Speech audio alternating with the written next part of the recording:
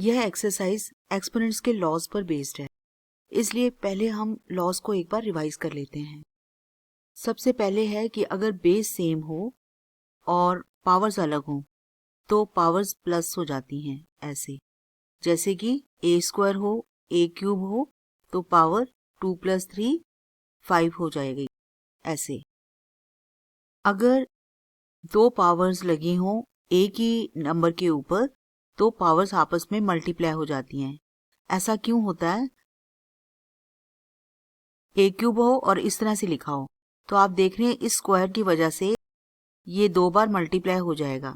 अब इस लॉ की वजह से ये ऐड हो जाएंगी तो 6 बन गया, और डायरेक्ट भी आ सकता था अगर हम इनको मल्टीप्लाई कर देते। तो इसको हमेशा याद रखिए कि अगर डबल पावर आ जाती है सेम नंबर के ऊपर तो वो पावर्स आपस में मल्टीप्लाई हो जाती हैं। अगर ये डिवाइड हो रहा होता है, a⁻m डिवाइड हो रहा है a⁻n से, तो a⁻m-n हो जाता है।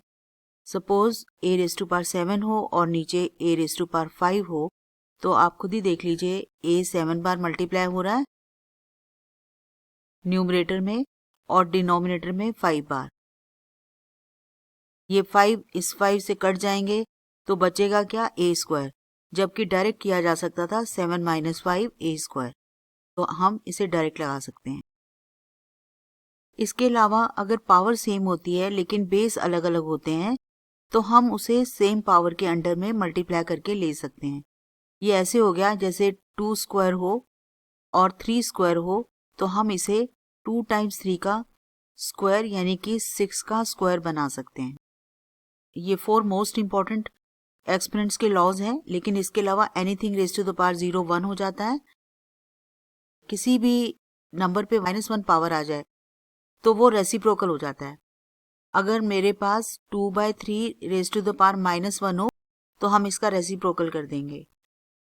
लेकिन अगर किसी के ऊपर कोई नेगेटिव पावर है, से m है, तो इसको पॉजिटिव बनाने के लिए a का रेसिप्रोकल लिख देते हैं 1/a raise to the power m।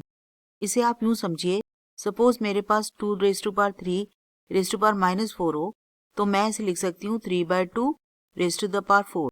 ये बहुत इंपॉर्टेंट है और बार बार यूज होगा, इस चीज का आपको ध्यान रखना है।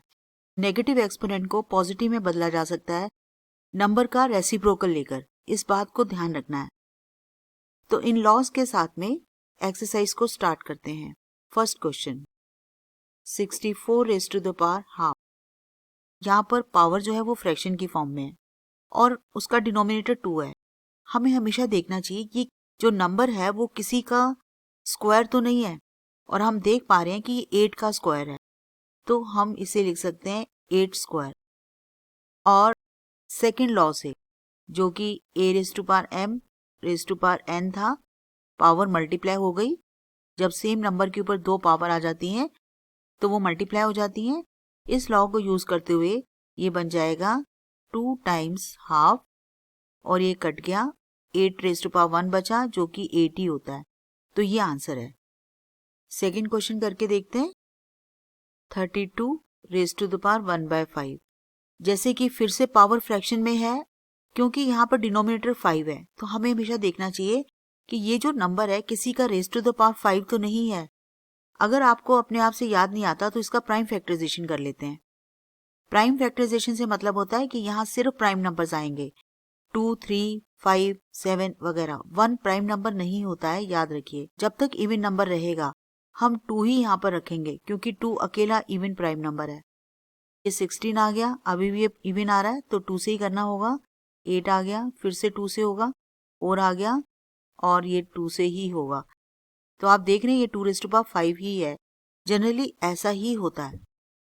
जो ये डिनोमिनेटर होता है वही लगभग नंबर की पावर होती है। तो हम 32 को लिख सकते हैं 2 रेज़ टू पावर 5 1/5। अब पावर्स इसी लॉ से मल्टीप्लाई हो जाएंगी और ये 5 से 5 कट जाएगा, 2 बचेगा। थर्ड क्वेश्चन देखते हैं। अब भी फ्रैक्शन में ही पावर है और पावर का डिनोमिनेटर 3 है। हम फिर से देखते हैं कि क्या ये नंबर किसी का क्यूब है, और हम देख सकते हैं ये 5 क्यूब है। 125 की प्राइम फैक्टराइजेशन करके देखते हैं। ये 5 क्यूब आ रहा है, तो हम 125 को लिख सकते हैं 5 क्यूब, और अब पावर्स आपस में मल्टीप्लाई हो जाएंगी, 5 आंसर आ जाएगा। अब हम क्वेश्चन नंबर 2 देखते हैं। इसका फर्स्ट पार्ट है 9 raise to the power 3 divided by 2। जैसा कि मैंने अभी बताया था, फिर से फ्रैक्शन में ही पावर है और डिनोमिनेटर इसका 2 है, तो हमें देखना है कि ये जो नंबर है ये किसी का स्क्वायर है, और हम जानते हैं ये 3 स्क्वायर है।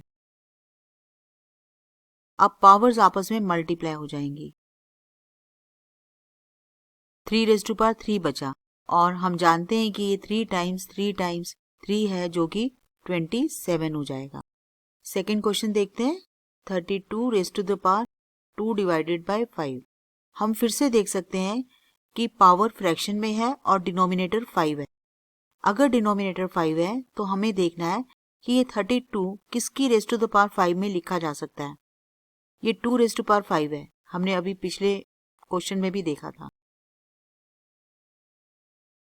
इस तरह से ये 5 टाइम्स 2 बाय 5 बन गया, और ये 5 कट गया, 2 स्क्वायर बचा, 2 स्क्वायर यानी 4। थर्ड क्वेश्चन देखते हैं, 16 raise to the power 3 by 4। अब फिर से हमें क्या देखना है कि डिनोमिनेटर 4 है, तो ये 16 किसका रेज़ टू द पावर 4 है। अगर आपको याद आ रहा है तो बहुत अच्छा है, नहीं आ रहा तो प्राइम फैक्टराइजेशन से देख सकते हैं। ये 2 रेज़ टू पावर 4 है, तो ये हो गया 2 raise to power 4 and 3 by 4, तो पावर्स आपस में मल्टीप्लाई हो जाएंगी, 4 से 4 कट गया, 2 रेज़ टू पावर 3, और ये हो गया 8। एक और क्वेश्चन बचा है, लास्ट पार्ट देखते हैं इसका। जब भी आपके पास नेगेटिव पावर आए, आप इमीडिएटली नंबर का रेसिप्रोकल कर दीजिए और इस पावर को पहले पॉजिटिव बना लीजिए। तो हमारे पास 1 divided by 125 raise to the power 1/3 रह जाएगा। अब ये बताया नहीं जाता, पर ये भी एक तरह से एक्सपोनेंट का लॉ ही है कि अगर सेम पावर फ्रैक्शन पर होती है तो हम न्यूमरेटर और डिनोमिनेटर पर पावर को अलग अलग लगा सकते हैं। तो यहाँ पर होता क्या है कि 1 के ऊपर 1/3 अलग लग जाता है, 125 पर 1/3 अलग, लेकिन 1 के ऊपर लगी हुई कोई भी पावर हो वो उसे 1 ही बना देती है, इसलिए ये सिंपली इतना रह गया।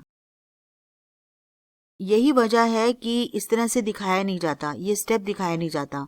कभी भी हमारे पास इस टाइप से आया हुआ है तो हम बड़े इजीली इसे ऐसे लिख सकते हैं, क्योंकि 1 पे लगी हुई कोई भी पावर उसे 1 ही रहने देती है। अब जैसे कि फिर से फ्रैक्शन पावर है, तो इसका डिनोमिनेटर 3 है और 125 5 का क्यूब है। पावर्स मल्टीप्लाई हो जाएंगी और 1/5 आंसर आ जाएगा। 1/5 भी लिख सकते हैं और 5 रेज़ टू पावर -1 भी लिख सकते हैं। इसी क्वेश्चन को एक और तरीके से कर सकते हैं, आपको जो आसान लगे वही करिए। 125 पर नेगेटिव पावर है, लेकिन ये एक फ्रैक्शन है और इसका डिनोमिनेटर 3 है। हम जानते हैं 125 5 क्यूब है, तो हम इसे 5 क्यूब डायरेक्ट लिख के मल्टीप्लाई कर सकते हैं, और इस तरह से 5 रेज़ टू पावर -1 आ गया और आंसर आ गया 1/5, जो कि सेम है। आपकी मर्जी है, आप इस तरह से भी कर सकते हैं और इस तरह से भी कर सकते हैं। Question number 3, first part, base same है, पावर्स अलग अलग हैं, तो ये फर्स्ट लॉ लग जाएगा और पावर्स ऐड हो जाएंगी। पावर्स को ऐड कर देते हैं। हमें इसे कैलकुलेट करना है। इसका एलसीएम 15 आएगा, यहाँ आएगा 10 + 3 13 डिवाइडेड बाय 15, तो इस तरह से 2 की पावर आ जाएगी 13 डिवाइडेड बाय 15 और 2 raise to power 13/15। Second question देखते हैं। जैसा कि मैंने पहले भी बताया है कि अगर इस टाइप से कोई पावर हो तो हम इसे सिंपली ऐसे लिख सकते हैं। वैसे तो पावर 1 पर भी लग जाती है और ए पर भी, लेकिन 1 के ऊपर लगी हुई कोई भी पावर उसे 1 ही बनाती है, तो हम दिखाते नहीं हैं। इसी चीज को देखते हुए इसको अगर सॉल्व करते हैं तो ये बन जाता है 3 क्यूब। तो हम इसे ऐसे लिख सकते हैं और यहाँ पर हम सेकंड लॉग को लगा देंगे जो कि है a raise to power m raise to power n, यानी कि दो पावर एक ही नंबर पर आ जाती हैं तो मल्टीप्लाई हो जाती हैं, ये भी मल्टीप्लाई हो जाएंगे, 21 आ जाएगा। हम इसका आंसर 3 रेज़ टू पावर -21 भी दे सकते हैं। इसको सॉल्व करने का दूसरा तरीका है कि आप इसको नेगेटिव पावर में ऊपर ले लीजिए और इस तरह से ये आपस में मल्टीप्लाई हो जाएगा और आंसर आ जाएगा। आपको जो आसान लगे वो मेथड फॉलो कीजिए। थर्ड पार्ट, यहाँ पर डिवीजन का ये लॉ लगेगा। जब बेस सेम होता है, पावर्स अलग अलग होती हैं और a raise to power m को डिवाइड कर रहा होता है a raise to power n, तो हम m माइनस n कर देते हैं। यहाँ पर भी हम 11 में हाफ माइनस 1/4 कर देंगे और अगर हम इसे सॉल्व करेंगे, अब यहाँ पर एलसीएम आएगा 4 और यहाँ आ जाएगा 2 माइनस 1, 1 डिवाइडेड बाय 4। तो यहाँ पर 1 डिवाइडेड बाय 4 ये आंसर आ गया है। अब fourth part, 7 raise to the power half 8 raise to power half, इसमें ये लास्ट वाला फोर्थ लॉ लग रहा है जिसमें पावर सेम होती है और बेस अलग अलग होते हैं, तो वो पावर जो है दोनों को मल्टीप्लाई करके लगा दी जाती है। यहाँ पर भी यही होगा, 7 times 8 raise to the power half हो जाएगा जो कि 56 raise to the power half आ जाएगा। यही आंसर है। अगर आपको ये वीडियो लेक्चर्स यूजफुल लग रहे हैं तो आप इस चैनल को सब्सक्राइब कर सकते हैं। यहाँ पर 9th क्लास को सीरियसली पढ़ाया जाएगा। इसके अलावा एक्स्ट्रा क्वेश्चंस, एक्स्ट्रा थ्योरी, हर चीज़ बहुत ध्यान से पढ़ाई जाएगी क्योंकि 9th और 10th क्लास हर कम्पेटिटिव एग्जाम की बेस क्लास होती है। इसलिए 9th और 10th में हर टॉपिक को बहुत माइन्यूटली अच्छे से पढ़ाया जाएगा। तो आप इस चैनल को चाहें तो सब्सक्राइब कर सकते हैं और नोटिफिकेशन ऑन रख सकते हैं। Thanks for watching.